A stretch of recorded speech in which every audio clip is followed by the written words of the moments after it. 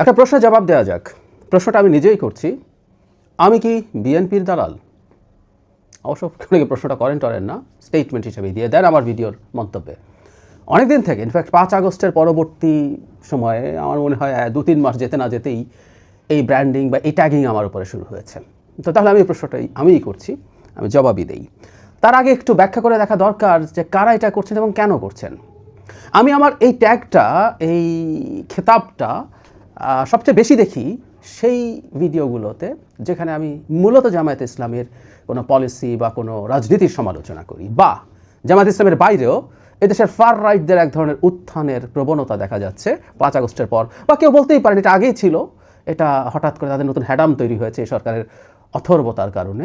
মাজার ভাঙা, নারীকে ফুটবল খেলতে দেব না, গান চলবে না, পালা চলবে না, নাটক বন্ধ হবে, এগুলো যখন হয়েছে তখনই নিয়মিত বিরতিতে যখন সমালোচনা করে গেছে তখনও এই কথাটা সামনে এসছে।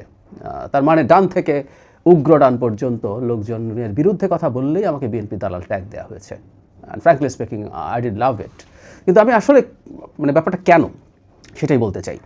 কেউ কেউ বলছেন এটা যে বিএনপি তো বিভিন্ন জায়গায় চাঁদাবাজি দখলদারি করছে, সেটা নিয়ে সমালোচনা করি না কেন। মানে যেহেতু ওটা করি না, তাদের ভাষ্যমতে, আমি এটা করি না এই কথাটা ঠিক না, তাদের ভাষ্যমতে যেহেতু ওটা করি না, আবার এদিকে তাদের সমালোচনা করছি, সেই কারণে আমি আসলেই বিএনপির দালাল। এই হচ্ছে তাদের যুক্তি মোটা দাগে। আমি বুঝতে পারি আমি নিরপেক্ষ নই। আমি 5 আগস্টের আগে নিরপেক্ষ ছিলাম। 5 আগস্টের আগে আসলে সেই অর্থে আমরা সবাই নিরপেক্ষ ছিলাম। আমরা সবাই একই লক্ষ্যে আমরা আসলে হেঁটেছি, সেটা হচ্ছে শেখ হাসিনার পতন করতে হবে। মানে এটাই সমস্যা সম্ভবত ডান এবং উগ্র ডানদের। তারা ভেবেছে শেখ হাসিনার বিরুদ্ধে লড়াইটা তাদের।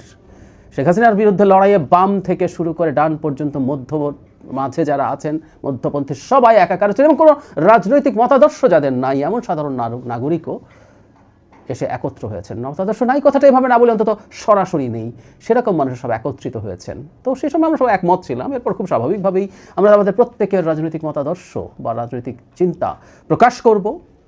সেই প্রকাশের ধরনে আমরা যেটা চেয়েছিলাম যে একটা গণতান্ত্রিক সমাজ থাকবে, সবাই সবার সাথে গণতান্ত্রিকভাবে এনগেজ করবে। বিএনপির দালাল খুবই সফট কথা, যে অকল্পনীয় গালিগালাজ আমাকে করা হয়েছে সেটা বলাই বাহুল্য। এবং আমি প্রায় বলি যে আমি চাইলে কমেন্ট অপশন অফ করে দিতে পারি, ফিল্টার করতে পারি, কিন্তু আমি করি না। এগুলো রেকর্ড থাকুক, কোনো একদিন ইসলামের রাজনীতির নামধারী কিছু ব্যক্তি কি করেছিল। কিছুদিন আগে জনাব নুরুল কবির একটা ইন্টারভিউতে তার গালি প্রসঙ্গে বলছিলেন যে ভাগ্যিস তার মা বেঁচে নেই। আমার মা বেঁচে আছে। যাই হোক, কি হয়েছে আসলে, মানে বিএনপির চাঁদাবাজিকে এই অন্যদিকে ডান এবং উগ্র ডান পন্থার উত্থান বা শক্তিশালী হয়ে ওঠার সাথে প্যারালাল করা যায় কিনা আমি এটা মানতে প্রস্তুত। দুর্নীতি, অনিয়ম এই দেশের একটা বিরাট ভয়ঙ্কর ব্যাপার, এবং সাধারণ মানুষের দৈনন্দিন জীবন তাতে খুব সিরিয়াসলি হ্যাম্পার্ড হয়। শর্ট টার্মে হয়, দীর্ঘমেয়াদী প্রভাব আছে, কিন্তু আমরা দৈনন্দিন জীবনে করি। হ্যাঁ, একটা মানুষ চাঁদাবাজি করে বেড়াচ্ছে, একটা মানুষ ছোটো ব্যবসা করছে, এবং অনেক ক্ষেত্রেই এই চাঁদাবাজির খুব বেশি নিয়ন্ত্রণ ছিল না, বিভিন্ন গ্রুপ বিভিন্ন জায়গা থেকে সেটা করেছে, মানুষ সাফার করেছে। I agree with that. প্রশ্ন হচ্ছে শুধু বিএনপিকে চাঁদাবাজি করেছে, আমি মনে করি না। বিএনপির হয়তো পরিমাণ বা সংখ্যায় বেশি হতে পারে, জামাতের লোকজনও এটা করেছে। এই যে জামাত সৎ লোকের শাসন বলে সব বন্ধ করে, না কোনো রকম কোনো সমস্যা নেই, অথচ আমাদের সামনে এখন তাদের অপরাধের লিস্ট সামনে আসছে। আর একটা কথা মনে রাখতে হবে, জামাত কখনো রাষ্ট্র ক্ষমতায় যায়নি, ওই পর্যায়ে যায়নি। ওর আগ পর্যন্ত আসলে কতটুকু তথাকথিত সৎ সেটা আমাদের বোঝা এখনো হয়ে ওঠেনি। বিএনপির গ্রাসরুটের লোকজনের এই ধরনের অনিয়ম চাঁদাবাজির সমালোচনা আমি অসংখ্যবার করেছি আমার ভিডিওতে, অসংখ্যবার করেছি, টক শোতে করেছি, এবং আমি প্রায় বলি চাঁদাবাজির স্বীকৃতি বিএনপি নিজে দিচ্ছে। আমার আর বলাও জরুরি না, কারণ বিএনপি বহিষ্কার করছে বহু মানুষকে, সবাই চাঁদাবাজির অভিযোগে না, কিন্তু বিরাট একটা অংশ চাঁদাবাজি বা দখলদারি এসব অভিযোগে করেছে।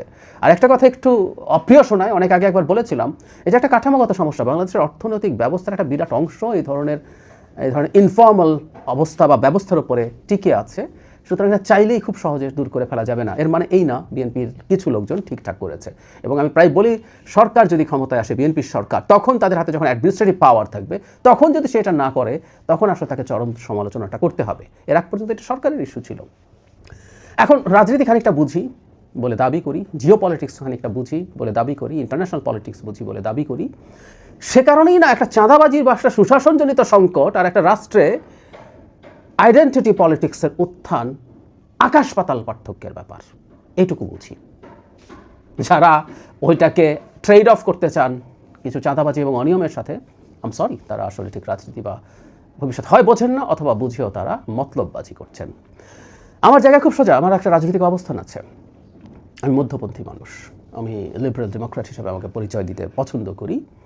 বাংলাদেশে এই মুহূর্তে রাজনৈতিক যে বিভাজন তৈরি হয়েছে, ইনফ্যাক্ট এই ধরনের দেশে এই ধরনেরই পরিস্থিতি হয়। সমস্যা হচ্ছে আমাদের একটু বেশি খারাপ হয়ে গেল, যেটা আমি পছন্দ করি না।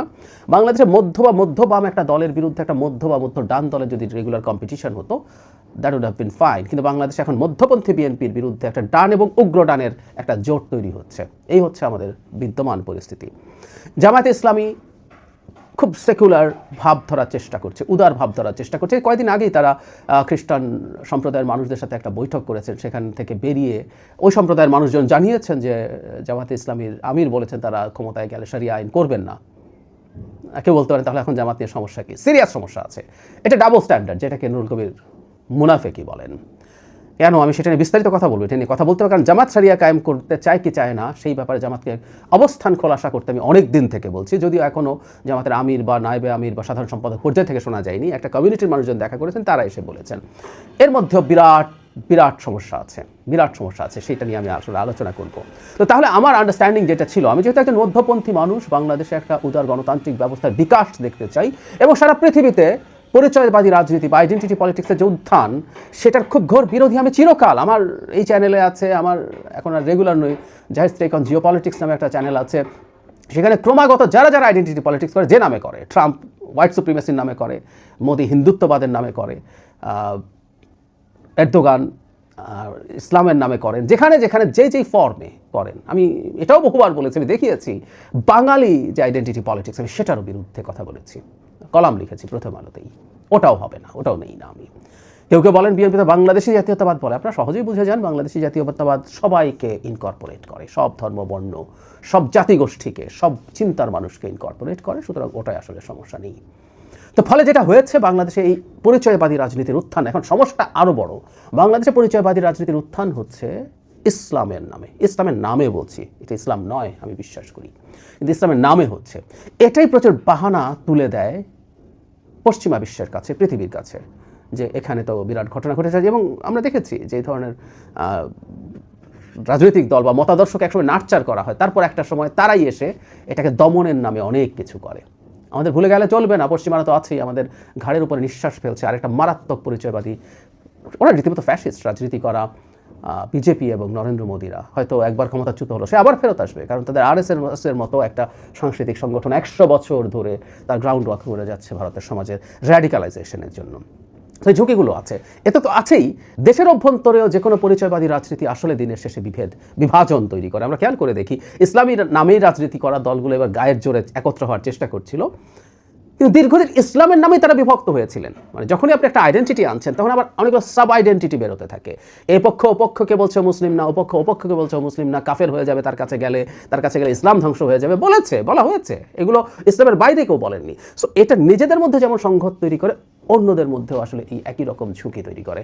যে কেউই তখন, এর মধ্যে একটা ফ্যাসিস্ট প্রবণতা আছে, এই কারণে কেউ জামাতে ইসলামীর রাজনীতির সমালোচনা করলেই তাকে খারিজ করে দিয়ে গালিগালাজ করা হয়, নিজের পক্ষে বিএনপির দালাল বলা হয়। তবে হ্যাঁ, আমি এটা মনে করি, আমি এটা বহু মাস আগে বলেছি একটা প্রোগ্রামে, একটা বিএনপি আয়োজিত প্রোগ্রামটা ছিল, কিন্তু ওখানে আসলে বিএনপির বাইরের, মানে সরাসরি বিএনপি করে না মানুষজন ইনভাইটেড ছিলেন। আমি ওখানে খুব স্পষ্টভাবে বলেছি আমাদের আসলে বিএনপি ছাড়া উপায় নেই। আমি এখনও তাই বলছি, বিএনপি ছাড়া আমাদের উপায় নেই, আমাদের তারেক রহমান ছাড়াও উপায় নেই। যেন তারেক রহমান আসার পরও আমি দ্ব্যর্থহীন ভাষায় এই অবস্থান ব্যক্ত করেছি।